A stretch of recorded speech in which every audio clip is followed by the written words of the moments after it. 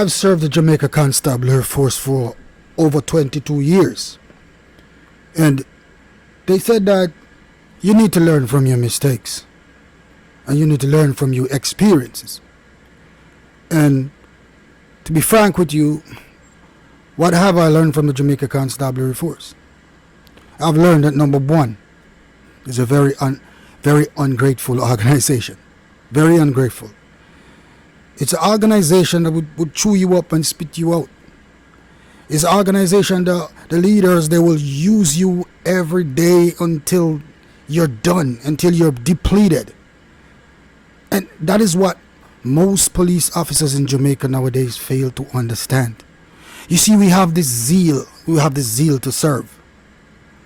And we're going full 100. Well, not all of us, but for us who are going full 100 in the organization, we put the organization before our families. We put the organization before our friends. We put the organization before our own lives. What? Tell me what if you believe me. The promotion in the Jamaica Constabulary Force is like 20 to 80% as it relates to between uniformed police and detectives. Yet, I'm not saying the uniformed police, they don't work. Most of them work. Some of them work. They put interest in their patrols and stuff like that, and they ensure that they go out on the limb. But not all of them, just a few of them. But most of the time, detectives go out, bro. We always put in 150%. We know the criminals. We know where to find them. We know where to look for them. And we keep looking for them because guess what? We want to solve our murders. We want to solve our robberies. We want to solve our shootings. When a detective patrol goes out, we know who we are looking for. We go out with a purpose.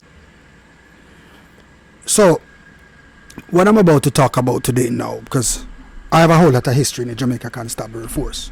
But, before talking about some of the histories in the Jamaica Constabulary Force, sometimes you have to tell people about the bad examples, the bad things that happens to you in the Jamaica Constabulary Force, the corruption that happens in the Jamaica Constabulary Force.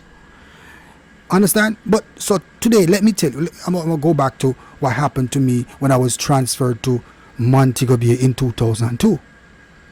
I'm going to tell you plainly what happened to me in Montego Bay. Went to Montego Bay, we transferred to Montego Bay. I went to Montego Bay with Newton Amos and retired Assistant Commissioner Derek Knight, and there was a sergeant by the name deceased Sergeant Robert. Sergeant Roberts, Anthony Roberts, that's his name. And we were in Montego Bay working. And let me tell you something, people. If you have seen corruption in the Jamaica Constabulary Force in Kingston, trust me, or any other parishes, you not see nothing yet. Because Montego Bay is the worst place on the planet. Montego Bay has more corruption in the whole wide world as a police station than anywhere else. That division is the most corrupt division in the Jamaica Constabulary Force. And this is why I'm going to tell you this. My experience, my truth. All right. So we were in Montego Bay. We started a team. The team started with, I was in charge of this team with Constable Powell on it, and now deceased Metro McFarlane and now Inspector Finley. We started working on the street, so we were doing a good job. But the era was new to me, so we did not have a whole lot of recovery of firearms. And I'm the type of police like that. I love to recover firearms. I love to, whenever I go out on the street, I see results. You know what I mean? And we were being pressured by the DSP crime to recover guns and things, just like how I used to do at Hunts Bay. So I used to overreach, try to go in other areas to see if I can recover firearm. So the team would, sometime branch off in a little Negril or the surrounding areas just to have some work done. So one night in our car, and we were going through a place called Coral Gardens, right? And we saw somebody standing at the gate in Carroll Gardens. A guy standing at the gate while driving through the area. So we stopped. We questioned the guy. He said he lived in the house. So I said, no, show me where you live.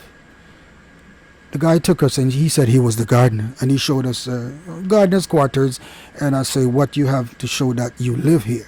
He showed me a passport and stuff like that. And I said, okay, satisfied. We saw nobody else. Right? We left the premises. And we drove back to Montego Bay Police Station. Didn't hear anything happen for the next couple of weeks. Okay. A few weeks later, my team, me and Constable Power, that is, and we had 2 informants in the car. They were supposed to show us some potential targets that we could deal with. Anyway, we ended up in Negril. And we went to a lane and we saw some suspicious movements. And we accosted a Rastaman who had some weed, and at the same time a guy run inside of a house. So man run inside of a house, we said, oh, something was wrong. So we knocked on the door and the guy was in the house. And he was looking through the window and he was saying that, listen, I don't know who know. Not let nobody in, I don't know who know. So we said, we are police officers, open the door. Why you running the house? He said he needed to see our IDs. So we showed our IDs to this man. He opened the door. But it would appear as if before he opened the door, he was calling his police friends. Because obviously, it looked like him have something illegal in there. Anyway, he opened the door, and by the time he opened the door, we started entering the house. Another police jeep came from the Negril police station. There was a constable by the name of Richards. I don't remember the other police that was with him, but I know Richards because we went to high school together. As a matter of fact, he was my senior at the police academy. Right? So I explained to Richards what happened, and we said we're going to search the premises. Richards and I were staying in one room with the guy who went in the house, and Constable Powell and the other police officer went in a different room with the other occupant. There was another occupant in the house. By the time we started searching the house, there was some clothes on the bed with a whole lot of $100. I think it was $100. So I took the $100 from the bed, threw it in the clothes basket, and I went through the clothes one by one and dropped them on the money in the clothes basket. I showed the guy that, listen, your money is in the clothes basket. He said, yes, officer. While we were doing that, I heard an uproar outside. When we went outside, there were more cops there, right? Plainclothes cops, bicycle cops. Well, it would appear as if the man had called his friends. Those were his friends, all right? Next thing I know, they took the informants out of the car. So I went outside and I said to them, listen, these guys are with us. Keep it low. Before I could do anything else, these police officers accused me of being a robber. That I came and robbed this man last night. And I said, what are you talking about? So one held me in my waist and they started. I said, no, what the hell are you doing? I have my gun in my hand too, and everybody started doing a whole lot of shit now. And I'm saying, what is going on? So I calmed the situation because I was a senior police on the senior corporal. So I said, listen, bro, we need to calm down. This don't look good. Let us go to the station and sort out this thing. Went to the police station in Negril. My virgin, what happened next? Only God can tell where it come from or why did this happen next. Well, I will tell you why it happened next. We were at the station. All of a sudden, the inspector said to us, after we discussed the whole thing, the inspector said to us, okay, you guys are free to go. You know what I mean? Whatever. But when we were about to leave, the inspector was holding on to the informants. So I said, I'm not leaving my informants. So the inspector was saying, no, we're going to keep them. I said, no, I'm not leaving my informants. So there was a disagreement between me and the inspector. And he said, hold on a little bit. My brethren, what happened next? I will turn the tides. Next thing, the inspector came back about 5 minutes while I was waiting on the two guys and said to me that we had robbed this man who we were presently searching the day before. So I said, what? What are you talking about? we robbed this man the day before we came to search him. So I said, what are you talking about? Anyway, they requested my firearm. I said no. So then I received a phone call from the now retired Assistant Commissioner Derek Knight saying that give the man him the gun because the man was going to catch you a rob. I said, rob who? They caught us robbing, you know. That's what they said. We were caught robbing. That's what they said. So I'm saying, what the hell is going on? Caught robbing who? Next thing I know, they took away our firearms and said we remain in the office for the night. We were sitting there, not even the bathroom. They didn't want us to go. We were not not under arrest for anything. They can't tell us why they're keeping us, but guess what? A badness, gun thing and gun point on us, and we can't leave the police station. We can't go nowhere. And yet still they can't charge us. Anyway, we spend the night there. The next day, they said, all right, we are going to Montego Bay by the air office to meet with internal affairs. They put the two civilians in custody, and we were transported to Montego Bay air office to meet with the internal affairs. When we went there was no internal affairs. I was there sitting outside the whole time. I noticed a whole lot of tin cars drive up in the yard. You know what they were doing? They were carrying people into the compound to look at us, to try and put us on identification parade, to point at us and say we were robbing them. That was what they were doing. Anyway, as the day went by, finally I'm saying to them, what is happening here? Are we charged? Are we free to go? What is happening? I remember they said to me, okay, we were caught with two men who were robbers. I said, which two men? Who did they rob? They are saying the other two guys were robbers and we were caught with them. And they said they wanted to search my hotel room because I was staying at a hotel when I was stationed in Montego Bay. So we went there. So I said, where's the warrant to search my hotel room? They did not have a warrant. Anyway, they took us to the hip strip where there was a female justice of the peace, and they got the warrant from the justice of the peace in my presence. They went and they searched my hotel room. I said, what are you searching for? They said they were searching for a phone that was robbed from the man the day before they held us, because it was alleged that we robbed that man the day before and took away his phone. They searched, they didn't find anything. They took away my bulletproof vest. They took away my CIB vest. They took everything. Everything. They could carry it to plant it at a crime scene or anything as far as I'm concerned. When we went back to the area office, they said the internal affairs were waiting to talk to us in Negril. So we left for Negril. On the way to Negril, I overheard the sergeant talking to somebody on the phone. The sergeant said, listen, I don't have anything to charge the policemen for because they have not done anything. And there was an argument now between the sergeant and whosoever was on the phone trying to give the sergeant instructions. So the sergeant was like, Regine, I'm a sergeant for over 15 years, 20 years. I must know when people do things. If there's nothing to charge a policeman them for, there's nothing to charge a policeman them for. Anyway, the sergeant took himself out of it. Instead of releasing us, because he had nothing to charge us for, because there was no evidence to charge me, Troy, and I for, he decided that he's not going to follow their instructions. But what he should have did was released us. But what he did instead was took himself from the case completely and left us in Betheltown, Westmoreland. So we were stuck in Betheltown for 3-4 days. No phone call, not even a phone call, nothing. Nobody knew where we were. Luckily, the same civilians informed Constable Powell's family that we were in Betheltown. I don't know how they knew, but word spread. Anyway, a writ of habeas corpus came for us to be released because we were in custody for 4 days without even charged. After that, they came to us the same night and said they told the judge in court that we were for identification parade. And the same night they came to us and told us that we were for identification parade the next morning in Negril. I said, for what?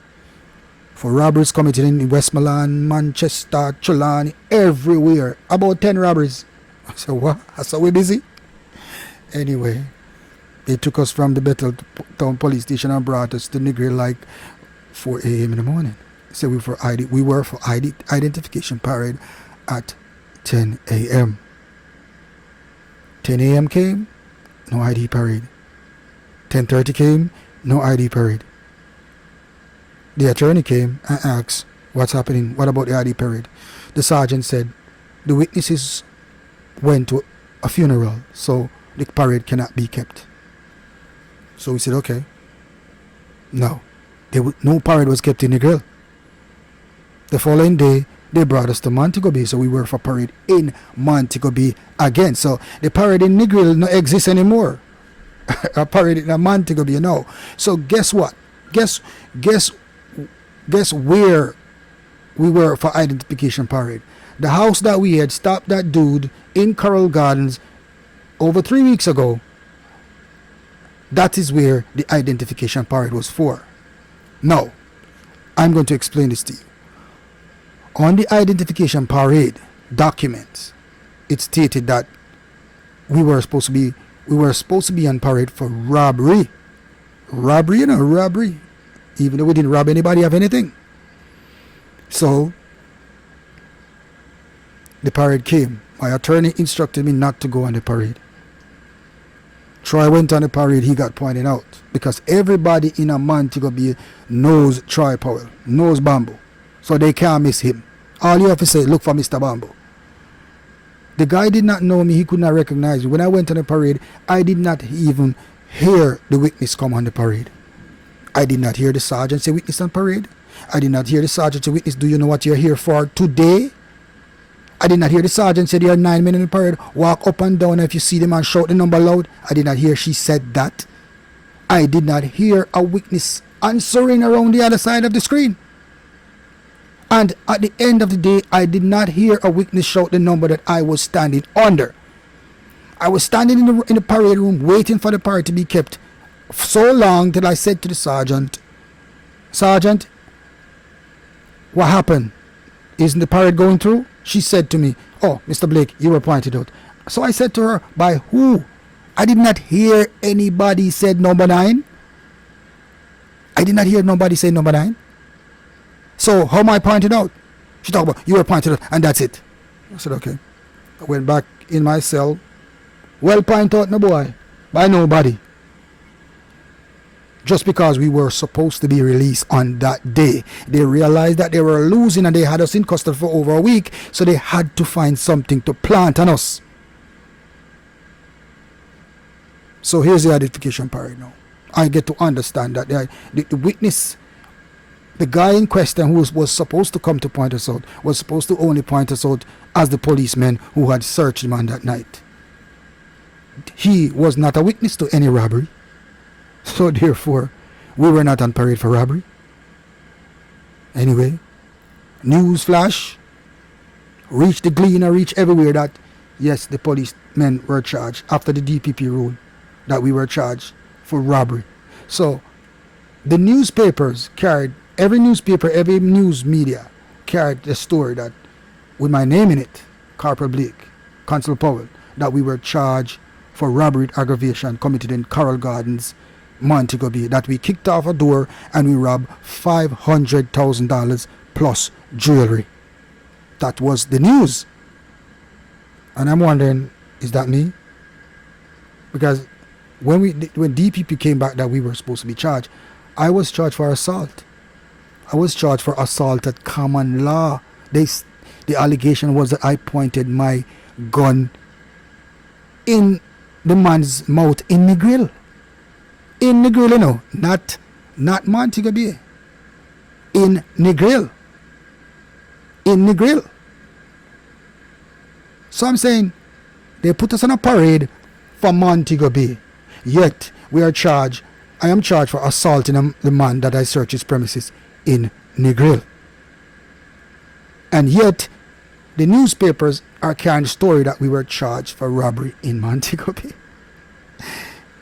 You see what I'm saying now, people? I want you to listen carefully. That is how the level of corruption in the Jamaica Constabulary Force wicked.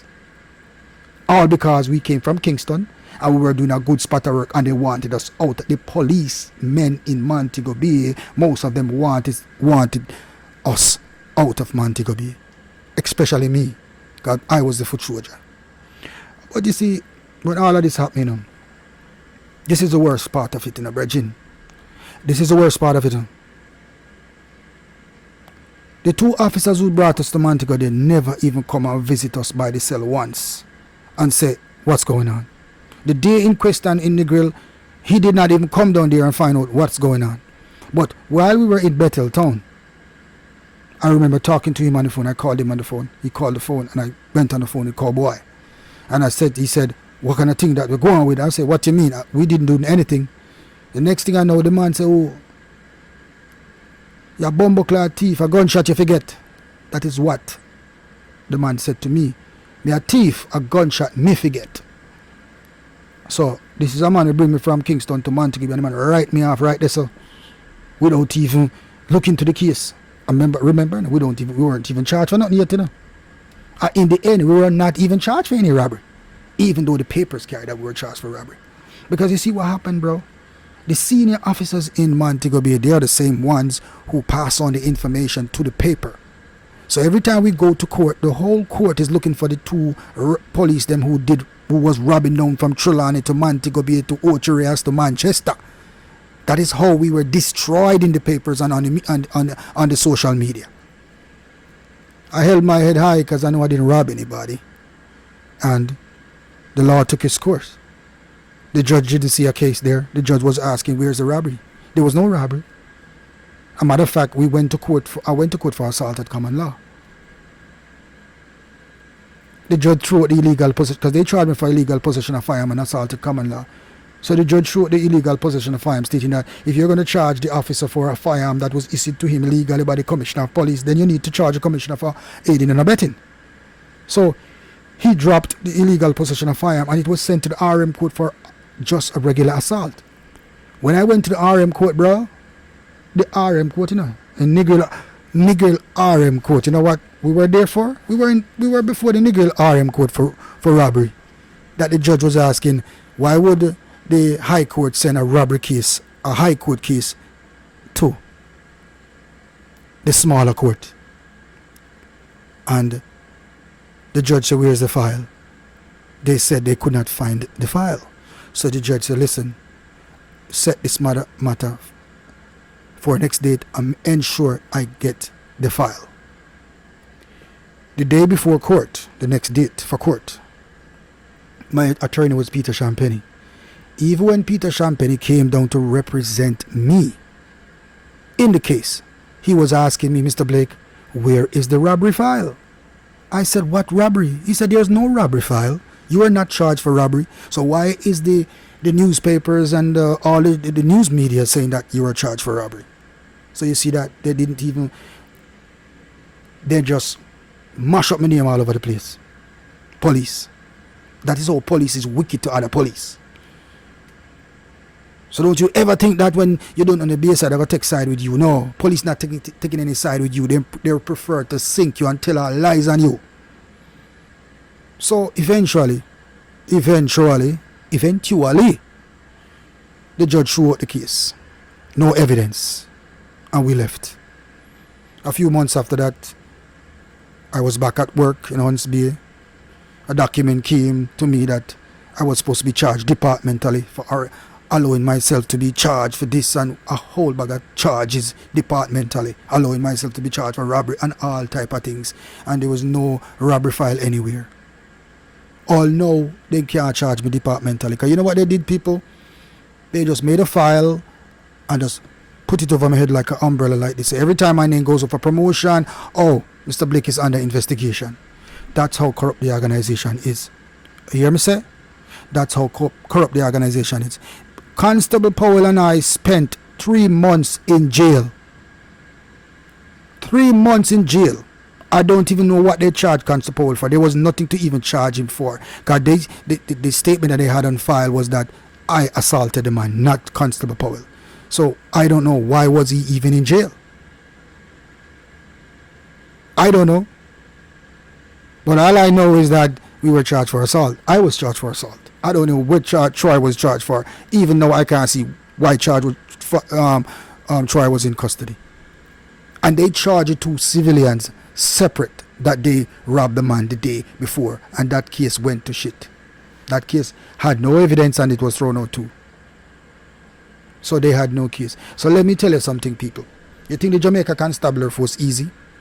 When you talk about corruption in the Jamaica Constabulary Force, man, tell you that police are so corrupt against each other, brethren. They will do anything to sink you as a policeman for any jugsman out the road or any politician out the road. Because you know why they were trying to sink me? Because guess what?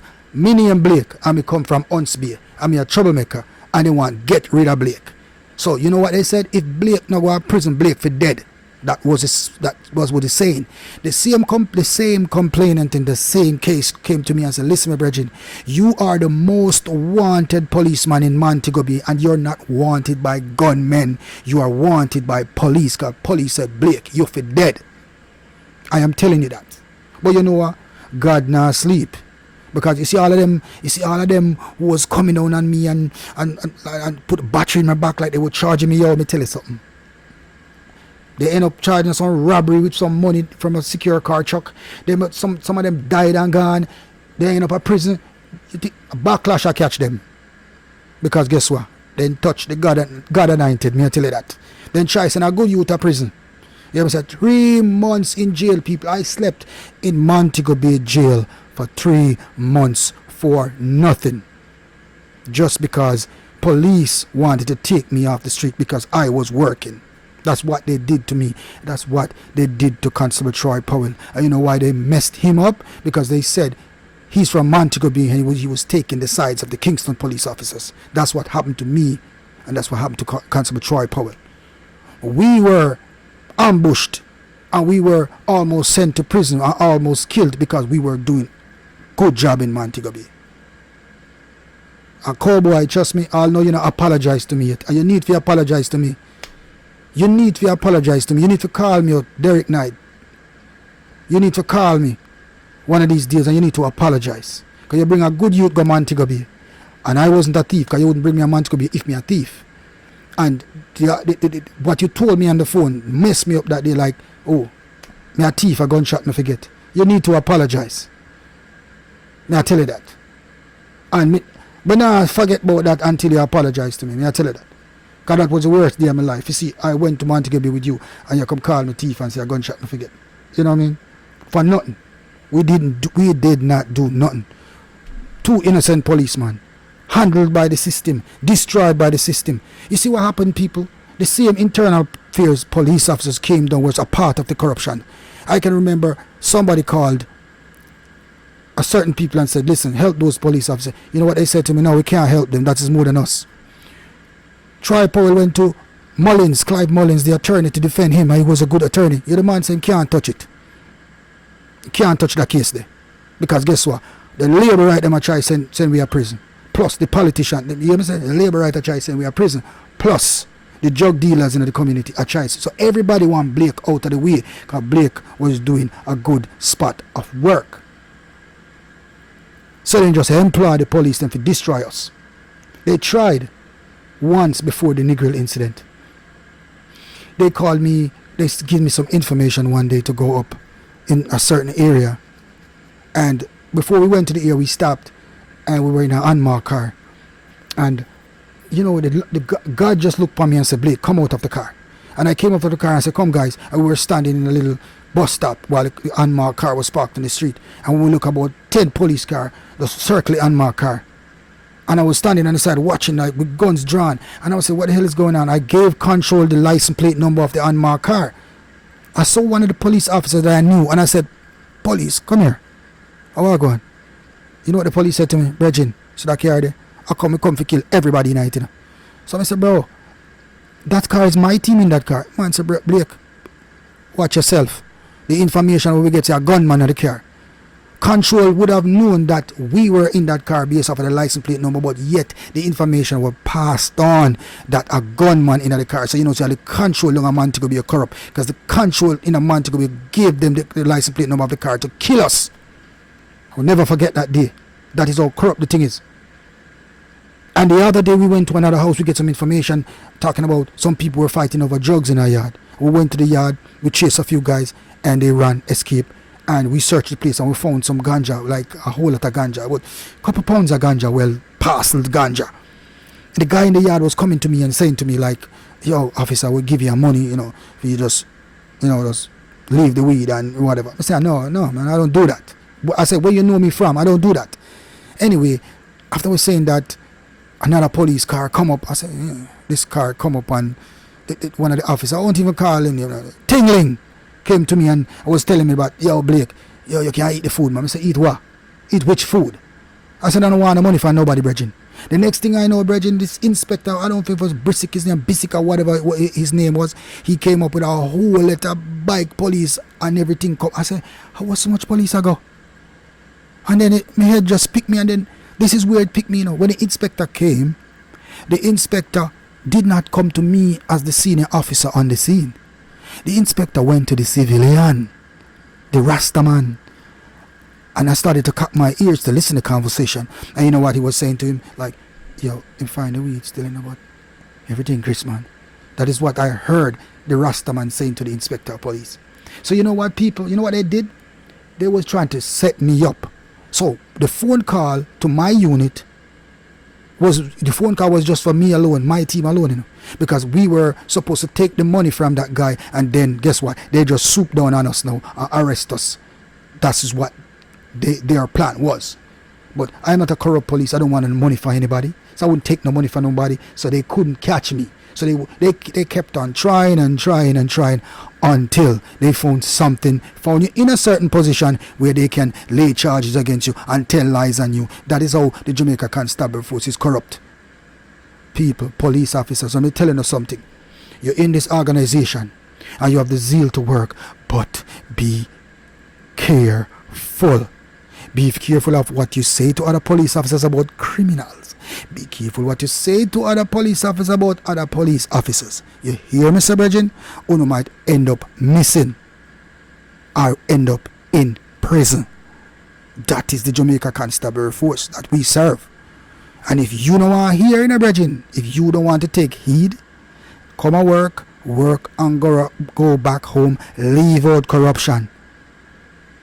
If you're not a part of a clique, you will sink like a boat full of hole. You get me? That's the Jamaica Constabulary Force. Me are telling you that. See what happened to me in Montego Bay? I will never forget that. 3 months in jail, my friends. For what? Just for search a man? Even the judge in court was telling him that what are the police officers doing here? My attorney was saying, what are you doing in jail? Peter Champagne, good attorney. He was saying, Mr. Blake, what are you doing in jail? You see, people, what you don't understand, if a policeman assaults a civilian and he reports it to the police station, say he reports it to the police station, you as the station guard need to tell this man, oh, you need to go down to 34 Duke Street and make a report to the complaints division. That is the advice, because you can't just charge the police like that. So when he goes down to the complaints division and he makes a report, if he goes, the complaints division will put a file together and they will send it through the system, and it should come to you to Huntsby for you to defend yourself, for you to write a statement and send back on the file. And they will do their investigation and decide whether you're supposed to be charged for assault or not. That is how it's supposed to work. No, police not supposed to come and charge no other police for assault or civilian on the road. No, it don't work. So there's protocols. So number one, they did not follow protocol to charge us. And the reason why they did not follow protocol to charge us is because they had us in custody over 10 days without being charged and without allowing us proper representations. So they had to find something to charge us for. They could not release us, because if they release us, that would be a big lawsuit. And they know this. That's why they kept us in custody. So police, me I warn you, be careful of your own police. And again, be careful what you say to police about gunmen, especially gunmen who have ties with drug dealers who have money. Because you will end up, you will lose all your work, and you not even know why you will lose your work. Take it from me. I have been through it. And I know a whole lot of other police officers have been through this. And they will tell you the same story. Learn. Listen and learn. What did I say, police officers? Listen and learn. The work is not what it seems. Corruption is more than good police officers in Jamaica Constabulary Force. Let me tell you that. Not every police is clean. Everybody want money. Most police want money. And money them come and they work for look. And they will sink another police if forget that. They will make a police losing life just forget what them want. That is how the system is. Learn that. Bad boys, what you gonna do? What you gonna do when